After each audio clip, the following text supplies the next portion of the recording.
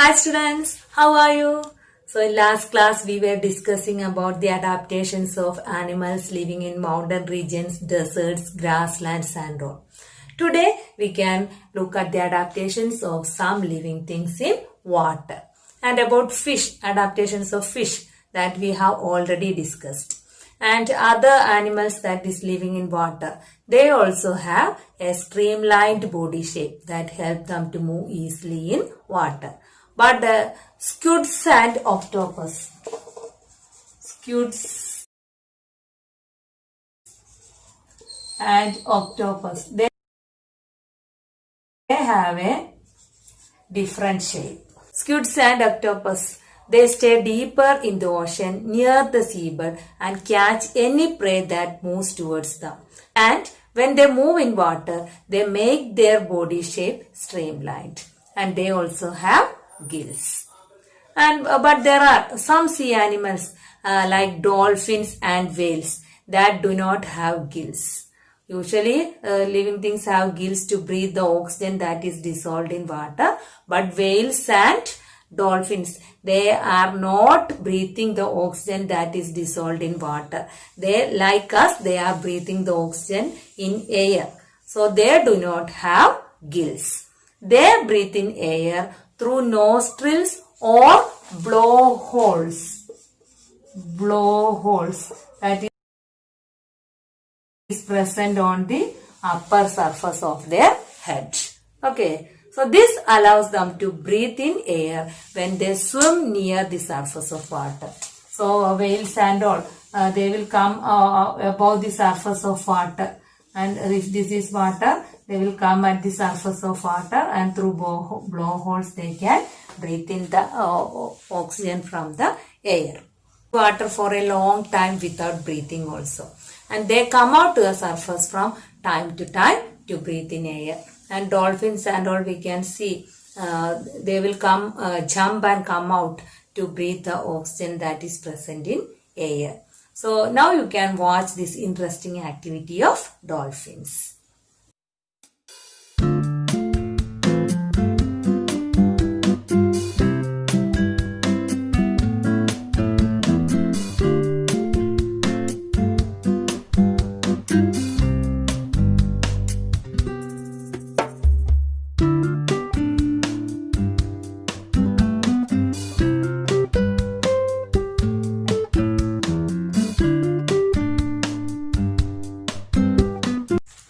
Now we can discuss the adaptations of plants and animals living in ponds and lakes. Plants growing in water are called as aquatic plants. Some of these plants have their roots fixed in the soil below the water. But some plants are floating on the surface of water. Their roots are not fixed in water. But in aquatic plants, if the roots are fixed in water also, the roots are much reduced in size. And their main function is to hold the plant in place. Okay. Then what about stem? The stem of these plants are long, hollow and light. In lotus and all you can see their stem is hollow. Nothing is inside the stems. Hollow. So their stems are hollow and long and light. And the stems grow up to the surface of water. So if this is water, the stems will grow up to the surface of water and the leaves will float on the surface. Flowers also we can see on the surface of water. In lotus and all you can see leaves and flowers are on the surface of water. Roots are fixed in the soil also. But in some plants, plant full it is floating on the surface of water also. But some aquatic plants, they are fully submerged in water. That means all parts of the plant are underwater. And they have narrow and thin ribbon-like leaves because water will flow in between the leaves. They are underwater. So they have narrow and thin ribbon-like leaves. Or some plants have leaves which are divided leaves through which water can easily flow also. So some plants are fully submerged underwater, some are floating on the surface of water. In some plants, roots are fixed in the soil, but leaves and flowers are on the top of the water.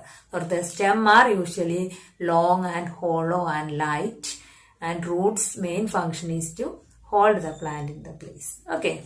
And now we can look at the adaptations of a frog. We know frog can live both in water and on land. So usually it live in ponds. So they have, what are the adaptations of frog that help them to live in water and on land? They have strong back legs that help them in leaping, jumping and catching their prey. Then how they can move in water? They have webbed feet. So they have webbed feet that help them to swim in water. Then what about their breathing? When they are in water, they breathe through their skin. But when they are on land, they will use their lungs like us. So using lungs, they can use the oxygen in air, and using their skin, through their skin, they can breathe the oxygen that is dissolved in water also. So they can live both in water and on land also. Next topic is characteristics of organisms. Now we can make a list of the things around us. So what all things we can see in this room? There is pen, book, board, then table, chair.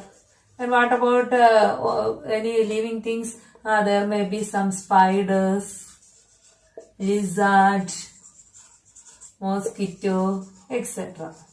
So we can see some of the things in this are living things and some are non-living things. So if you make a list, we can see some of the things are living things and some of the things are non-living things.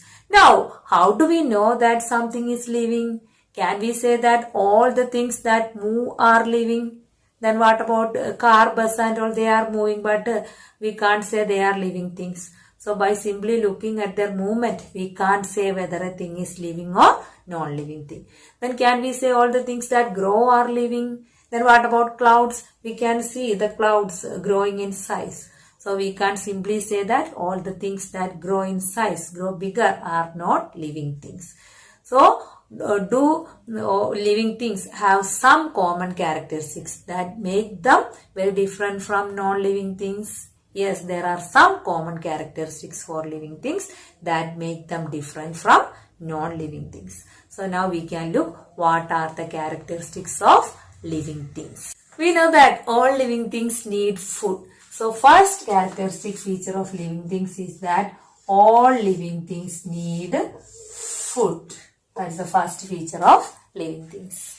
So we know we can't live without food because food gives us energy needed for us. So we can't live without food. Then what about plants? How they get food? Are they going to any hotel or any other place for collecting food? No. Then how they get food? We know plants are preparing food by themselves by the process of photosynthesis. So plants prepare their own food. Animals depend on plants or other animals for their food. We are also depending on plants and animals for food. So one characteristic feature of living things is that they need food. Okay. Then second characteristic is growth. Growth. So we know all living things grow. What about your dress? Does your dress that you had 4 years back still fit you? No. Why? That means you have grown. So we know we are growing, or you know you are growing. What about other animals also? Animals are also growing. We can see a chick will grow into a hen. Kitten will grow into a cat and all. Then what about plants? Plants also grow. So if you plant a mango seed or any one seed, we can see it germinates into a seedling, and to this mango seed and all, after a few years it will grow into a very big tree.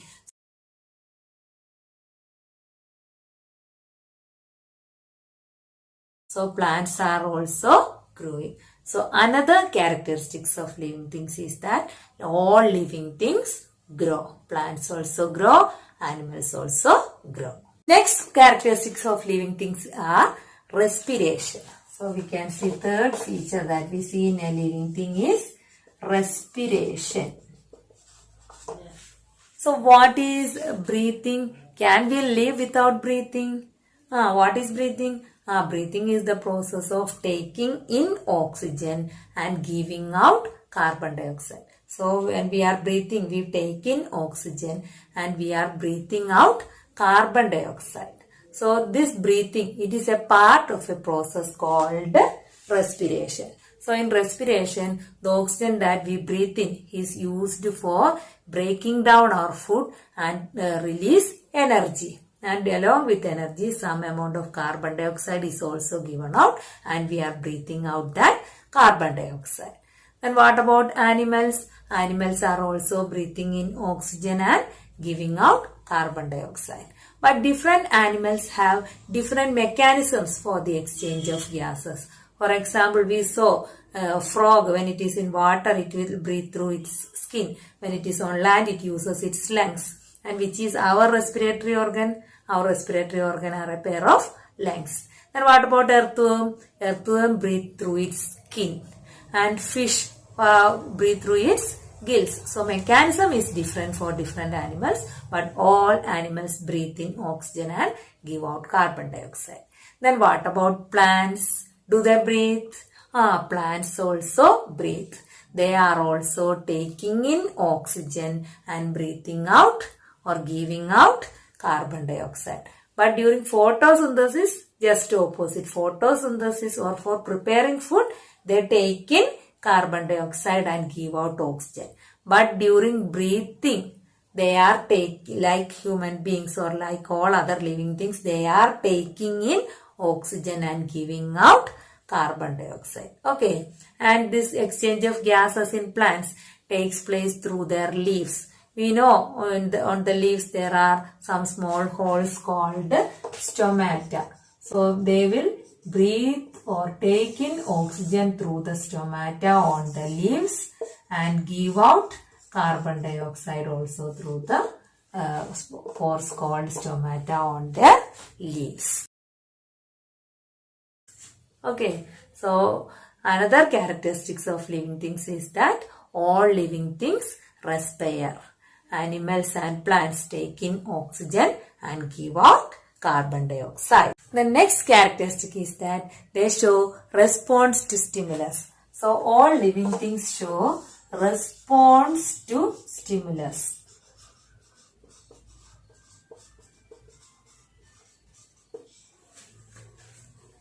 So how do you respond if you suddenly step on a sharp object like a thorn while walking barefoot? What do? You will take back your leg suddenly. Or if bright light falls on your eyes, what do? You will close your eyes. Okay, so the changes in our surrounding that makes us respond to them are called stimulus. So here, which are the stimulus? Bright light make us to respond. What was the response? We close our eyes. So closing our eyes is the response and bright light is the stimulus. Or first case, a sharp object is the stimulus. Taking back our leg is the response. So changes in our surroundings that make us to respond to them are called stimulus. And what about other animals? They also show response to stimulus? For example, if you go near a bird, what will you do? It will fly away. Or if you give some food to animals, they will become active. Or you can see if you throw a stone at a dog, what it do? It will run away and all. So they are also showing response to stimuli. Then what about plants? Plants also show response to stimuli. For example, the plant touch me not plant. You know that plant? What happens? If we touch that plant, we can see it will fold its leaves or close its leaf.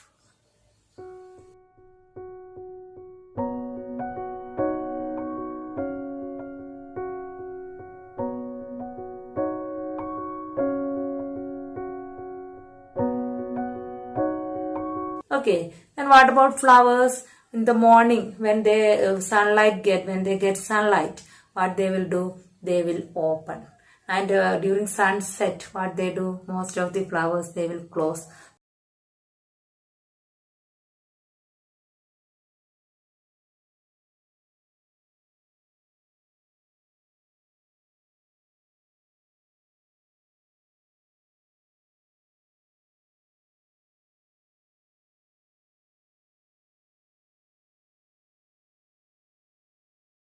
So they are showing response to sunlight. Some flowers bloom at night. So when there is no sunlight, they will bloom. Okay. So they are showing response to sunlight also. Or sunflower, it is showing response to sunlight. It will face towards sunlight and all. Otherwise, there is one activity in your textbook, that is you take a potted plant. Then you keep that plant in a dark room and allow light to enter into the room only through a window in one side. And within few days you can see the plant will begin to grow, or it will bend towards the window from where it gets sunlight. So the plant is showing response to sunlight. So plants also show response to stimulus. So all living things show some kind of response to stimulus. Another characteristics of living things is excretion. Excretion.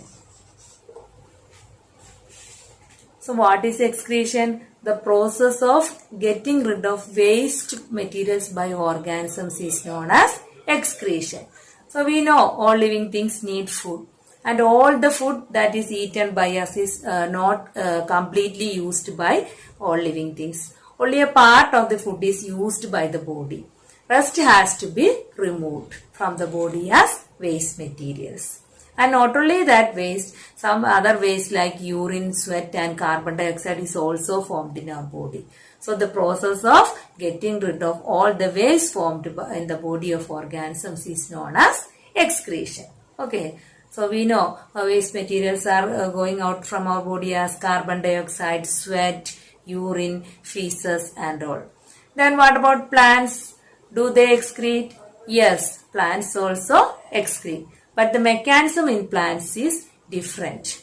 Some plants store the waste made products within their parts itself. They are not giving it out from their body. They are storing it in their body parts itself. But some plants remove waste products from their body as some secretions like gum, resins, latex, etc. Okay. So another characteristic feature of living things is that all living things excrete, or all living things give out waste materials. Another characteristic feature of living things is that they reproduce. So next process is reproduction. Okay, so what is reproduction? Reproduction is the process of giving birth to young ones. So we know animals reproduce their young ones, but the mode of reproduction is different in different animals. For example, birds produce their young ones through eggs. Eggs hatch and young ones come out of them. And animals like dog, cow, cat and all give birth to young ones. What about human beings? Human beings also give birth to young ones. But what about plants? Plants also reproduce, but the mode of reproduction is different in different plants also. Many plants reproduce through seeds. Mango, jackfruit, lady's finger and all, we know they reproduce through their seeds. So if we sow a seed, seeds germinate and grow into new plants.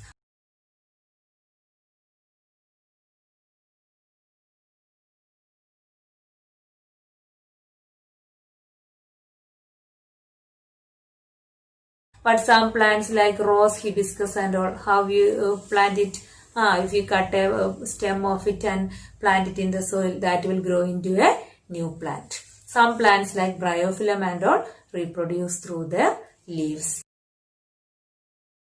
In that potato, it is a tuber. In that potato itself you can see buds will grow, and if you cut it into pieces along with the buds, each bud will grow into a new plant.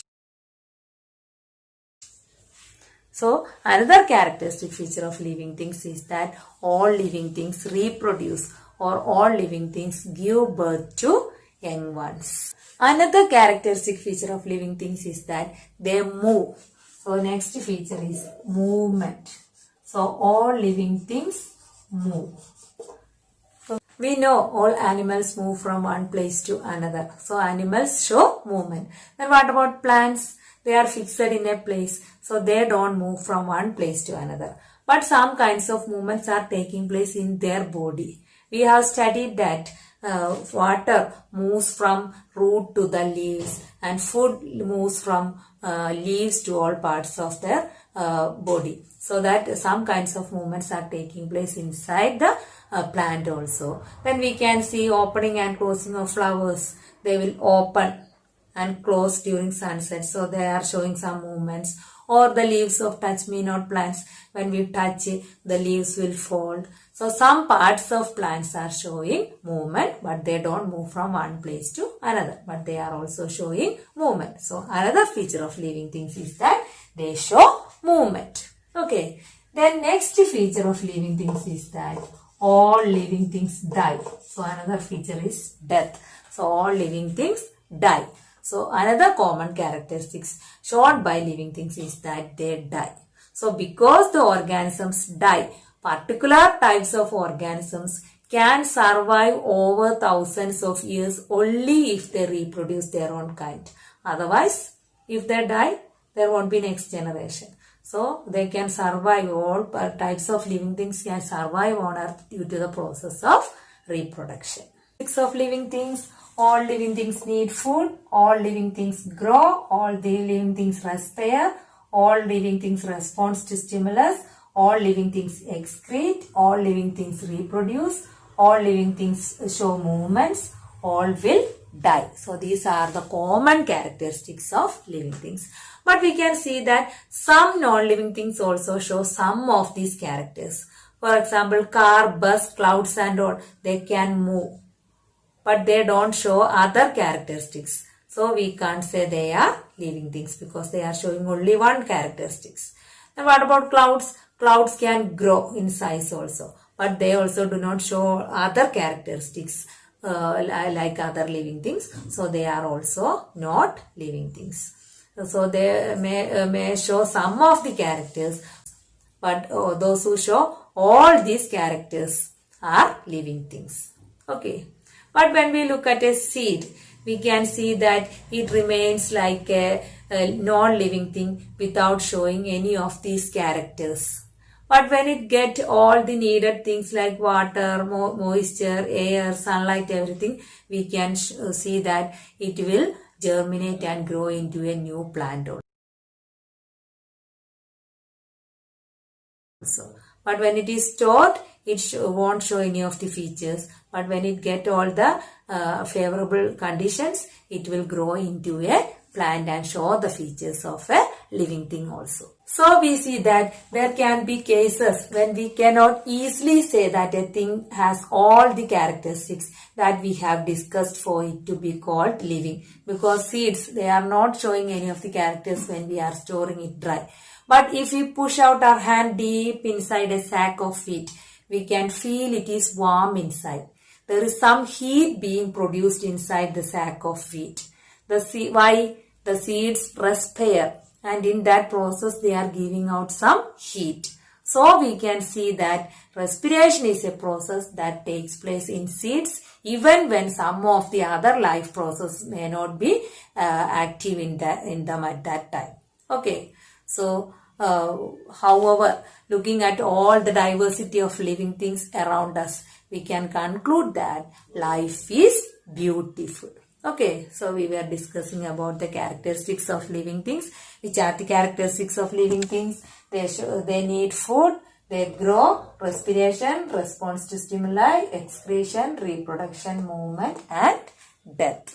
But dry seeds, when they are dry, they will respire only. But when they get water, moisture, sunlight and all, they will germinate and show all other characteristics also. Clear now? Okay. Bye.